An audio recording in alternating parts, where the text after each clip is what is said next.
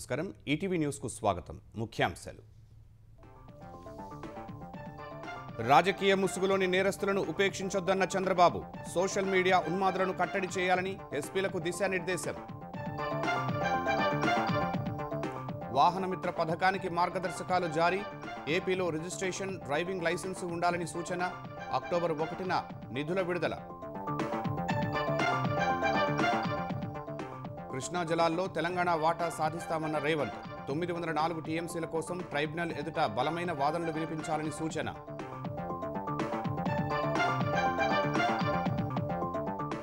తెలంగాణలో అక్రమ మద్యం డ్రగ్స్ పై ఉక్కుపాదం సూత్రధారులపై పీడీ యాక్ట్ నమోదు చేయాలని మంత్రి జూపల్లి ఆదేశం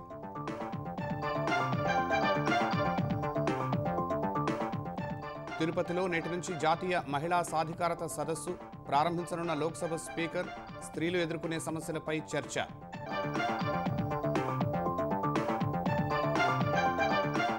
అసోంలో కొనసాగుతున్న ప్రధాని మోదీ పర్యటన భూపేన్ హజారికా స్మారక నాణ్యం ఆవిష్కరణ నేడు 19,000 కోట్ల విలువైన ప్రాజెక్టులకు శ్రీకారం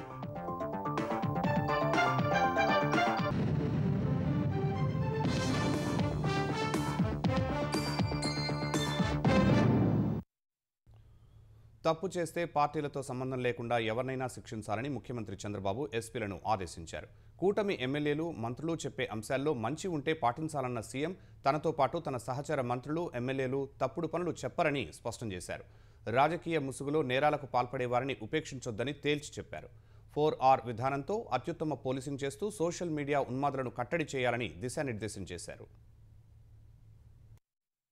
ఆంధ్రప్రదేశ్లో 14 జిల్లాలకు కొత్త ఎస్పీలను నియమించిన వేళ వారితో పాటు మిగతా జిల్లాల ఎస్పీలతో ఉండవల్లిలోని సీఎం క్యాంపు కార్యాలయంలో చంద్రబాబు సమావేశమయ్యారు కొందరు నేరుగా హాజరుకాగా మరికొందరు వీడియో కాన్ఫరెన్స్ ద్వారా పాల్గొన్నారు వారికి ప్రభుత్వ ప్రాధాన్యాలను వివరించడంతో పాటు శాంతి భద్రతల పరిరక్షణ నేర నియంత్రణపై దిశానిర్దేశం చేసిన చంద్రబాబు ప్రజాప్రతినిధులతో సామరస్యంగా సమన్వయంతో పనిచేయాలని సూచించారు డీజీపీ నుంచి ఎస్హెచ్ఓ వరకు అందరూ రియాక్ట్ రీచ్ రెస్పాండ్ రిజల్ట్ అనే 4R విధానంలో పనిచేయాలని ఆదేశించారు అప్పుడే అత్యుత్తమ పోలీసింగ్ అవుతుందని తెలిపారు ఏదైనా తీవ్రమైన ఘటన జరిగితే క్షేత్రస్థాయి సిబ్బందిపై వదిలేయకుండా వెంటనే స్పందించడమే రియాక్ట్ అని చెప్పిన సీఎం ఘటనా స్థలానికి వెళ్లి సాక్ష్యాధారాల సేకరణ దర్యాప్తునకు అవసరమైన చర్యలు తీసుకోవడాన్ని రీచ్గా వివరించారు మీడియా సామాజిక మాధ్యమాల్లో ఉద్దేశపూర్వకంగా లేదా సమాచార లోపంతో జరిగే ప్రచారంపై వెంటనే స్పందించడం రెస్పాండ్ అన్నారు తప్పుడు ప్రచారాలపై కఠిన చర్యలు తీసుకోవాలని ఆదేశించారు వ్యక్తిగత సమస్యలతో ప్రభుత్వ సాయం కోసం వచ్చే వారి పట్ల సానుభూతి మానవీయ కోణంలో స్పందించాలని సూచించారు ప్రతి కేసులోనూ త్వరితగతిన ఫలితాలు వచ్చేలా దర్యాప్తు పూర్తి చేయటం రిజల్ట్ అని వ్యాఖ్యానించారు సుదీర్ఘ కసరత్తు తర్వాత అన్ని కోణాల్లో ఆలోచించి జిల్లా ఎస్పీలుగా అవకాశం కల్పించామన్న సీఎం అత్యుత్తమ పనితీరుతో ప్రభుత్వానికి మంచి పేరు తీసుకురావాలని ఆకాంక్షించారు శాంతి భద్రతలు బాగుంటేనే పెట్టుబడులు వస్తాయన్న సీఎం ప్రజలకు ఉద్యోగ ఉపాధి అవకాశాలు లభించి వృద్ధిరేటు పెరుగుతుందన్నారు రాజకీయ ముసుగులో అలజడులు సృష్టించేవారిని నేరాలకు పాల్పడేవారిని ఉపేక్షించొద్దని స్పష్టం చేశారు ప్రతిపక్షాల పర్యటనలు కార్యక్రమాలకు వ్యతిరేకం కాదన్న సీఎం చట్టవిరుద్ధంగా వ్యవహరిస్తామంటే అంగీకరించేది లేదని తేల్చి చెప్పారు ఎస్పీలు ఈ విషయంలో స్పష్టతతో ఉండాలన్నారు ఒకప్పుడు రాజకీయ నాయకులు అవసరానికి రౌడీలు నేరగాళ్లను వాడుకునేవారని ఇప్పుడు రాజకీయ ముసుగులో నేరాలు చేస్తున్నారని సీఎం ధ్వజమెత్తారు వివేక హత్య కేసును ప్రతి పోలీస్ అధికారి అధ్యయనం చెయ్యాలన్నారు ఆయన్ను దారుణంగా హత్య చేసి గుండెపోటుగా చిత్రీకరించారని తెలిపారు తర్వాత హత్య నెపాన్ని తనపైకి నెట్టారని ఆగ్రహం వ్యక్తం చేశారు దేశంలో మరే కేసులోనూ ఇన్ని మలుపులు కనిపించవని పోలీసులకు ఇదో పెద్ద కేస్ స్టడీ అన్నారు వైసీపీ అధినేత కారు కింద నలిగి ఆ పార్టీ కార్యకర్త సింగయ్య చనిపోతే కనీసం వారు పట్టించుకోలేదని విమర్శించారు ఆ ఘటనను తొక్కిపెట్టాలని చూశారని వీడియో బయటకు రాకపోయుంటే ఎలా జరిగిందో కూడా తెలిసేది కాదన్నారు సింగయ్యపైకి కారు ఎక్కించి ఆయన మరణానికి కారణమైన వైసీపీ నేతలే బాధిత కుటుంబంతో ప్రభుత్వానికి వ్యతిరేకంగా మాట్లాడించారని గుర్తు చేశారు వారి క్రిమినల్ పాలిటిక్స్ ఎలా ఉంటాయో దీన్ని బట్టి అర్థం చేసుకోవాలన్నారు సీసీటీవీ ఫుటేజీలు లేకపోతే పాస్టర్ ప్రవీణ్ మృతి ఘటనను ప్రభుత్వానికి చుట్టేసేవాళ్లని సీఎం అన్నారు ప్రవీణ్ మృతి విషయంలో వాస్తవాలను టెక్నాలజీ సాయంతో స్పష్టంగా చెప్పామన్నారు సామాజిక మాధ్యమాల్లో పేట్రేగిపోయే ఉన్మాదులను కట్టడి చెయ్యాలన్న సీఎం మహిళల వ్యక్తిత్వ హననానికి పాల్పడేవారిని ఉపేక్షించొద్దని తేల్చి చెప్పారు సామాజిక మాధ్యమాల్లో తప్పుడు ప్రచారాలు సైబర్ నేరాలు క్రిమినల్ పాలిటిక్స్ సవాలుగా మారాయని, వాటిని అరికట్టాలన్నారు. తప్పు చేస్తే దొరికిపోతామనే భయం కల్పిస్తే నేరాలు తగ్గించొచ్చని తెలిపారు. ఇటీవల 12 జిల్లాల కలెక్టర్లను సైతం బదిలీ చేసిన చంద్రబాబు సరైన వ్యక్తి సరైన చోట ఉండాలనే లక్ష్యంతోనే ఈ బదిలీలు చేశామని తెలిపారు. ప్రజలకు మెరుగైన పాలన అందించే అంశంపై మంత్రులు, ప్రజాప్రతినిధులు, అధికారులు నిరంతరం అధ్యయనం చేస్తూ ఉండాలని సూచించారు. ఉండవల్లి క్యాంప్ కార్యాలయంలో మంత్రులు, ఉన్నతాధికారులతో సమావేశమైన సీఎం రేపు ఎల్లుండి జరగనున్న కలెక్టర్ల సదస్సు సన్నద్ధతపై చర్చించారు. ఈ దఫా కలెక్టర్ల సదస్సు పౌర సేవలు, పథకాల అమలుపై జిల్లాల వారీగా జవాబుదారీతనం ఉండేలా విభిన్నంగా నిర్వహిస్తున్నట్లు వెల్లడించారు.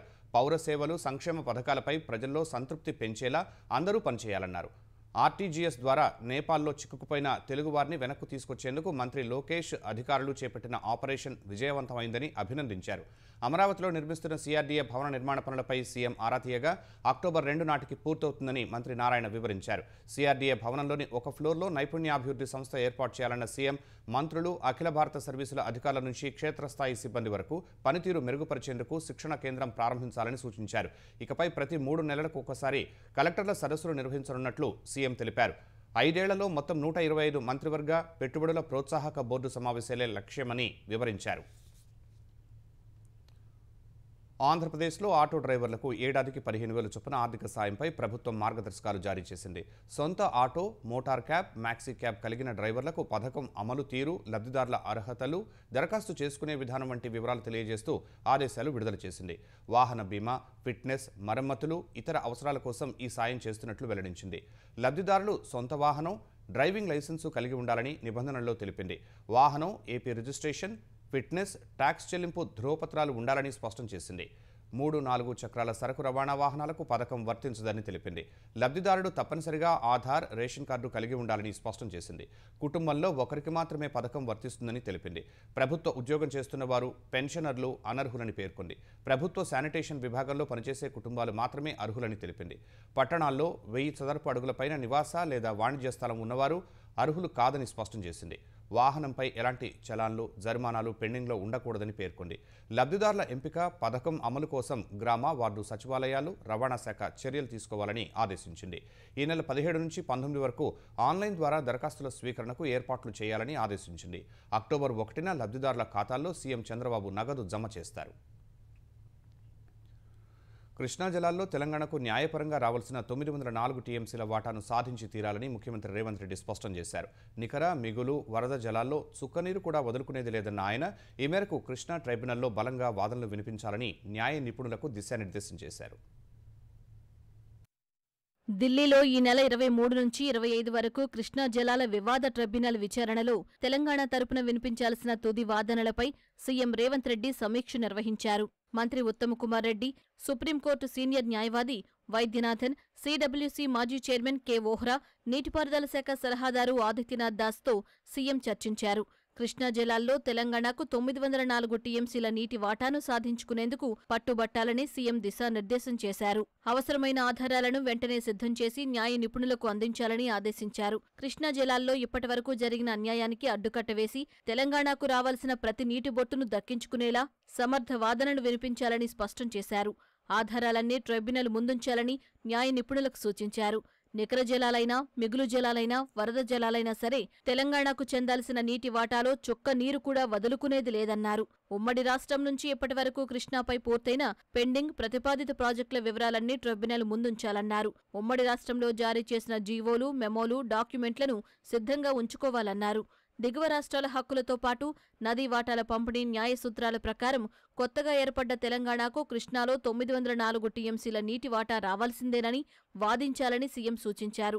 ఉమ్మడి రాష్ట్రంలో కృష్ణా జలాల వినియోగంలో తెలంగాణ ప్రయోజనాల్ని పట్టించుకోకపోవటం వల్లే ఈ పరిస్థితి వచ్చిందన్న రేవంత్ రెడ్డి, 10 ఏళ్లు అధికారంలో ఉన్న కేసీఆర్ ప్రభుత్వం న్యాయపరంగా రావాల్సిన నీటి కోటా సాధించడంలో దారుణంగా విఫలమైందన్నారు. కృష్ణా జలాల్లో నీటి వాటాలను సాధించకపోగా ఏపీకి 512 టీఎంసీలు కట్టబెట్టి 299 టీఎంసీలకు ఒప్పుకుందని వివరించారు. గత సర్కారు పాలమూరు నుంచి డిండి వరకు ప్రాజెక్టులన్నింటినీ పెండింగ్లో పెట్టిందన్నారు. గత ప్రభుత్వ నిర్లక్ష్యంతో ఆంధ్రప్రదేశ్ ప్రభుత్వం కృష్ణా జలాల్ని అక్రమంగా తరలించుకుపోయిందనే విషయాన్ని ట్రిబ్యునల్ దృష్టికి తీసుకెళ్లాలని సీఎం సూచించారు. శ్రీశైలం రిజర్వాయర్ నిండకముందే పోతిరెడ్డిపాడు నుంచి రాయలసీమ లిఫ్ట్ ఇరిగేషన్ స్కీమ్ ద్వారా రోజుకు 10 టీఎంసీల నీటిని మళ్లించి ఇతర బేసిన్లకు తరలించుకుపోతుందని వివరించారు. కాలువల సామర్థ్యం పెంచుకోవడంతో పాటు పట్టిసీమ, పులిచింతల, చింతలపాడు వరకు ఏపీ నీటిని తరలిస్తున్న విషయాన్ని ఆధారాలతో సహా ట్రిబ్యునల్కు నివేదించాలన్నారు. కృష్ణా నీటిని ఏపీ అక్రమంగా మళ్లించడంతో శ్రీశైలం, నాగార్జునసాగర్, పులిచింతల వద్ద ఉన్న జల విద్యుత్ ప్రాజెక్టులు మూతపడే ప్రమాదం ముంచుకొచ్చిందని రేవంత్ రెడ్డి పేర్కొన్నారు. కొత్తగా ఏర్పడ్డ తెలంగాణకు నీటి వాటాలను సాధించుకునేందుకు అన్ని అర్హతలు ఉన్నాయని సీఎం తెలిపారు. సాగు, తాగునీటి అవసరాలతో పాటు మెట్ట, కరువు ప్రాంతమైన ఉమ్మడి మహబూబ్నగర్, రంగారెడ్డి, నల్గొండ జిల్లాలకు కృష్ణా జలాలు తప్ప గత్యంతరం లేదనే విషయాన్ని ట్రిబ్యునల్ దృష్టికి తీసుకువెళ్లాలన్నారు. రాష్ట్ర ప్రయోజనాలను కాపాడటం సహా కృష్ణా జలాల్లో రాష్ట్ర వాటాను నిర్ణయించే వాదనలు కాబట్టి ఈ అవకాశాన్ని ఎట్టి పరిస్థితుల్లో జారవిడుచుకోవద్దని న్యాయ నిపుణులకు రేవంత్ రెడ్డి సూచించారు. తెలంగాణలో అక్రమ మద్యం, గంజాయి, డ్రగ్స్ విక్రయాలను జరగనీయబోమని ఎక్సైజ్ శాఖ మంత్రి జూపల్లి కృష్ణారావు స్పష్టం చేశారు. హైదరాబాద్ అబ్కారీ భవన్లో ఉన్నత స్థాయి సమీక్ష నిర్వహించిన ఆయన ఎక్సైజ్ కేసుల పురోగతి, నిందితులపై నిఘా, శిక్షల అమలు, భవిష్యత్తు వ్యూహాలపై అధికారులతో చర్చించారు. ఎక్సైజ్ అధికారులకు అవసరమైన చోట ఆయుధాలు ఇచ్చే విషయాన్ని పరిశీలించాలని ఆదేశించారు. కింగ్ పిన్లపై పీడీ యాక్ట్ అమలు చేయాలన్నారు. నగరం నుంచి గ్రామం వరకు నిఘా వ్యవస్థను బలోపేతం చేస్తామన్న మంత్రి అనుమతి లేకుండా నడిచే బార్లు, రిసార్ట్లు, పెళ్లి ఫంక్షన్ హాల్స్, ఫామ్ హౌస్లు ఇక ఎట్టి పరిస్థితుల్లోనూ తప్పించుకోలేవని స్పష్టం చేశారు. నాన్ డ్యూటీ పెయిడ్ లిక్కర్ వాడకం కనిపిస్తే చట్టపరమైన చర్యలు తప్పవని హెచ్చరించారు. చెర్లపల్లి డ్రగ్స్ కేసుపై స్పందించిన జూపల్లి స్వాధీనం చేసుకున్న ముడిసరుకు విలువ 11.95 కోట్లేనని స్పష్టం చేశారు. భవిష్యత్తులో ఇలాంటి ఘటనలు జరిగితే కఠిన పరిణామాలు తప్పవని అధికారులను హెచ్చరించారు. చట్టాల సరళీకరణతోనే చిట్ ఫండ్స్ వ్యవస్థకు జవజీవాలు వస్తాయని మార్గదర్శి chit funds MD Shailaja Kiran అన్నారు. చిట్స్ను ఆధునిక తరానికి అనువుగా మలచాలని సూచించారు.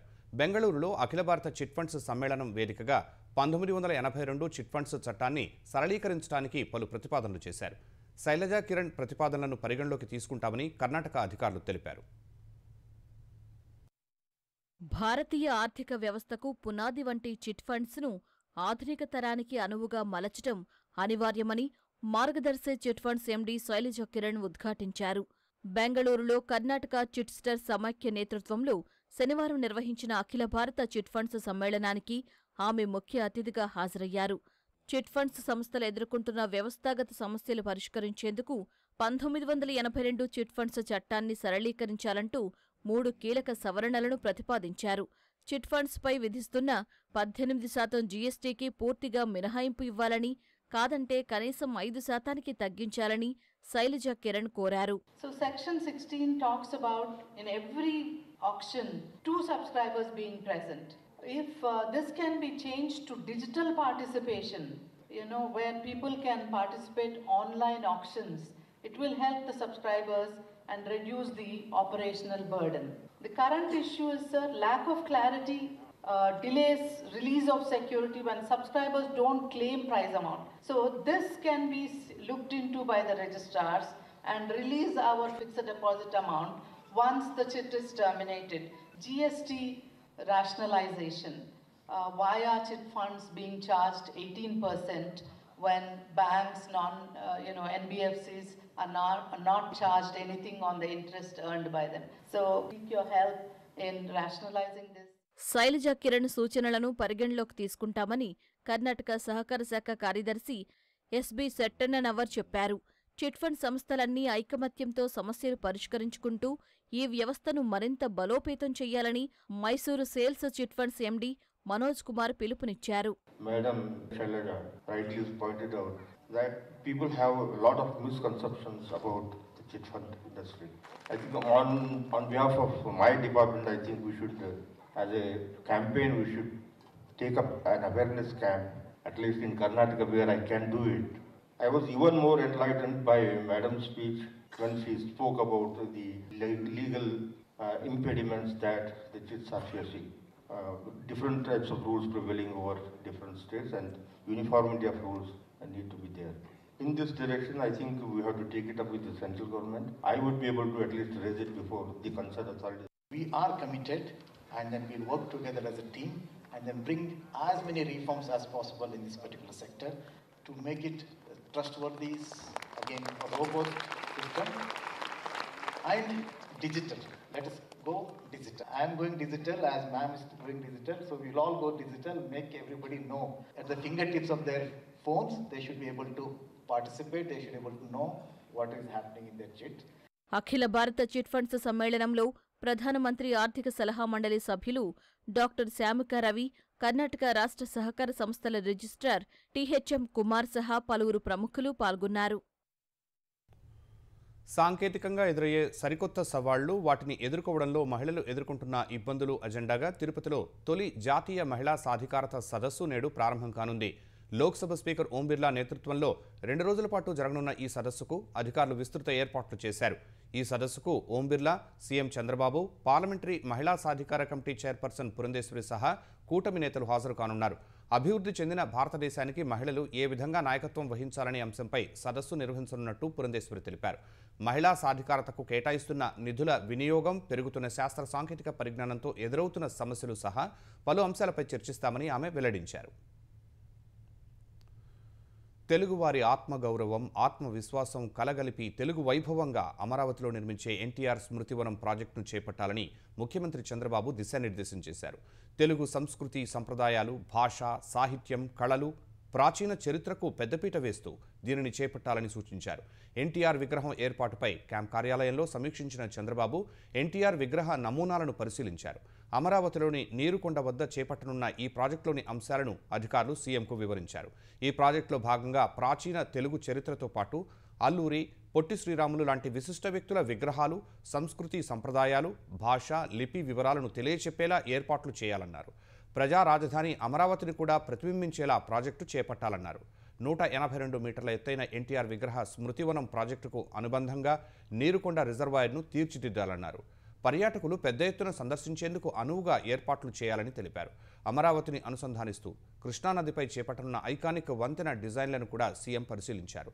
అంతర్జాతీయ స్థాయి ప్రమాణాలతో కన్వెన్షన్ సెంటర్ నిర్మాణానికి ప్రణాళికలు రూపొందించాలని సూచించారు. జాతీయ లోక్ అదాలత్లో భాగంగా తెలంగాణలో నిర్వహించిన లోక్ అదాలత్లకు భారీ స్పందన వచ్చింది. శనివారం 11.06 లక్షల కేసులు పరిష్కారమైనట్లు తెలంగాణ న్యాయ సేవాధికార సంస్థ సభ్య కార్యదర్శి సిహెచ్ పంచాక్షరి వెల్లడించారు. ప్రీ లిటిగేషన్ కేసులు 3.63 లక్షలు, కోర్టుల్లో పెండింగ్ ఉన్న 7.43 లక్షల కేసులు పరిష్కారం అయ్యాయని తెలిపారు. కక్షిదారులకు 595 కోట్ల రూపాయలను పరిహారంగా ప్రకటించినట్లు చెప్పారు. జాతీయ న్యాయ సేవల ప్రాధికార సంస్థ శనివారం దేశవ్యాప్తంగా లోక్ అదాలత్లు నిర్వహించింది. సాయంత్రం 6:30 వరకు జరిగిన లోక్ అదాలత్లో 2.42 కోట్లకు పైగా కేసులు పరిష్కారం అయ్యాయి. ఆంధ్రప్రదేశ్ వ్యాప్తంగా నిర్వహించిన లోక్ అదాలత్లో 60,953 పైగా కేసులు పరిష్కారం అయ్యాయి. 109.99 కోట్ల పరిహారం చెల్లింపునకు అవార్డులు జారీ చేశారు. రాష్ట్ర వ్యాప్తంగా శనివారం 381 లోక్ అదాలత్ బెంచ్లు నిర్వహించారు. రాజీకి అవకాశమున్న పలు కేసులను ఇరు వర్గాల మధ్య సామరస్యపూర్వకంగా పరిష్కరించారు. హైకోర్టు ప్రాంగణంలో నిర్వహించిన లోక్ అదాలత్లో 108 కేసులు పరిష్కరించారు. 2.05 కోట్లు పరిహారం అందజేసేందుకు అవార్డులు జారీ చేశారు.